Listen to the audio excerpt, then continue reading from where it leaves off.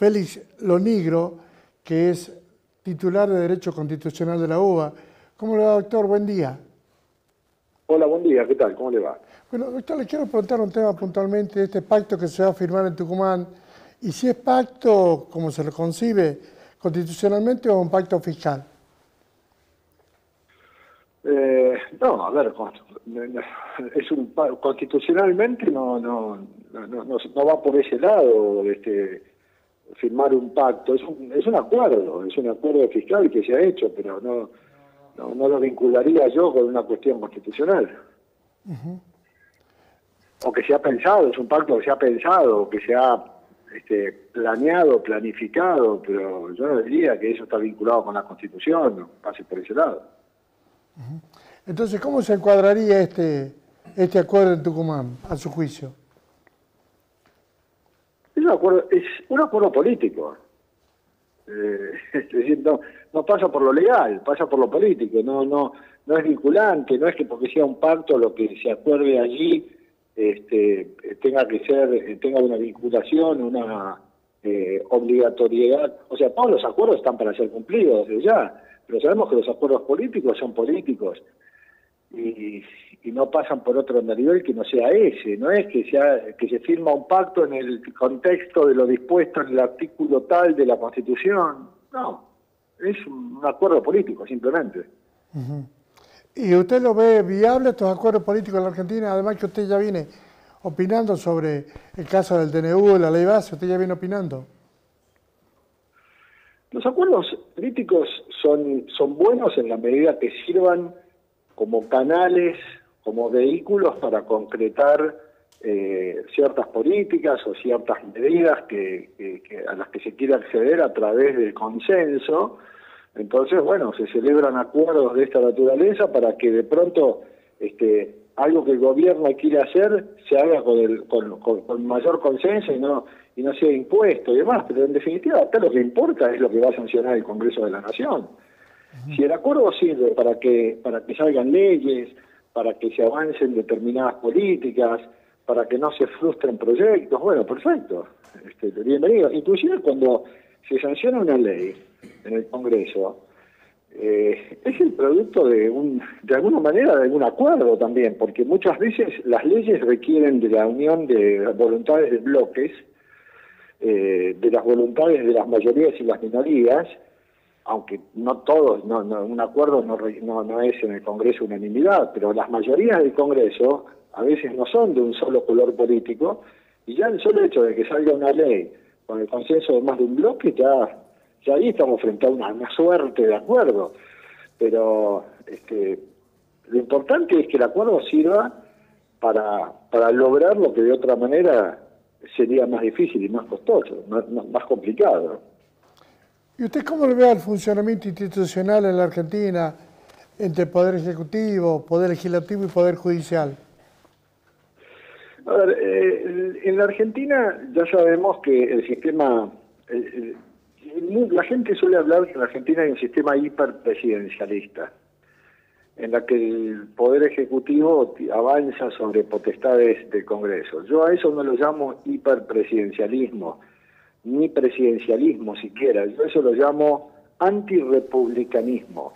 Es decir, la Argentina tiene un sistema republicano basado en la división de poderes, y el Congreso de la Nación, en el contexto del sistema republicano, y tal como lo prevé la Constitución Nacional, tiene muchas potestades.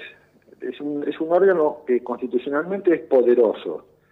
Lo que pasa es que la misma Constitución que le asigna tantas potestades al Congreso de la Nación, de pronto también le permite al presidente meterle mano a las atribuciones del Congreso a través de decretos de necesidad de urgencia, y le permite al Congreso delegar sus potestades al presidente a través de lo que se llama la delegación legislativa, y entonces eso lo que hace es que el sistema se desequilibre. Entonces, si el Congreso tiene muchas potestades, resulta que el presidente también las puede ejercer en casos excepcionales, que ya no son tan excepcionales, en casos de emergencias que no son tan emergencias.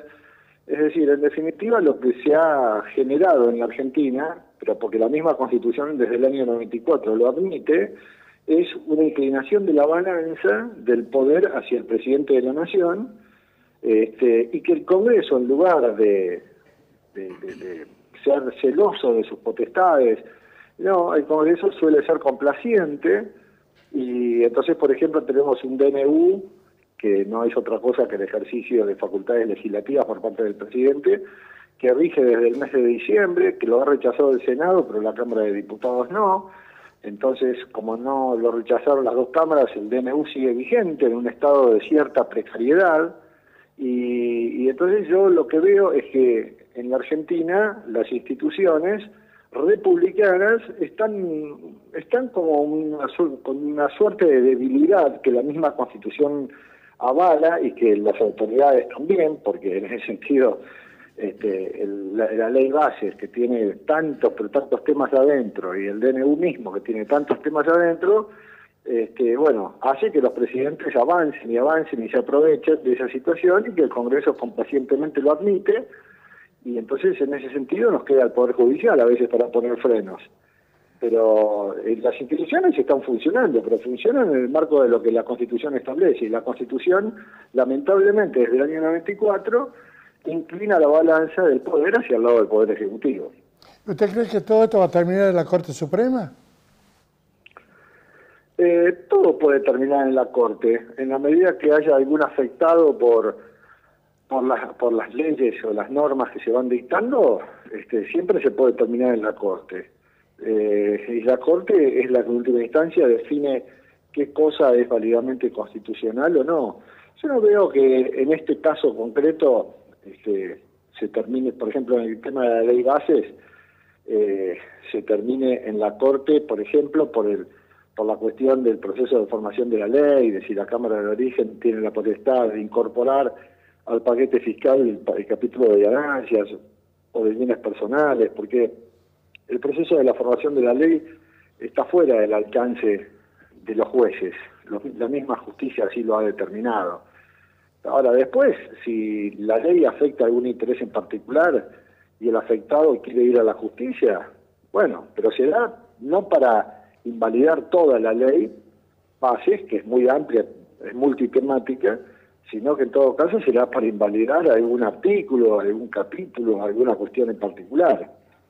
Eso, bueno, estará por verse una vez que la ley esté en vigencia, ¿no? Entonces, para usted, el capítulo de ganancias lo puede tratar diputado. El capítulo de ganancias y el capítulo de bienes personales, diputados lo pueden incorporar, porque lo que hizo el Senado al quitarlos del proyecto original fue modificar el proyecto original. Entonces, no se ha rechazado el proyecto de diputado, el proyecto original de diputados sin totem, no fue un rechazo total. Fue simplemente una modificación que consistió en eliminar esos dos capítulos. Bueno, como es una modificación, vuelve a la Cámara de Origen, y la Cámara de Origen puede insistir con su proyecto original incorporando esos capítulos nuevamente. Doctor Félix Norigo, le agradezco mucho la gentileza que ha tenido para este diálogo, doctor. No, por favor, que siga muy bien, gracias. Muchísimas gracias. Bueno.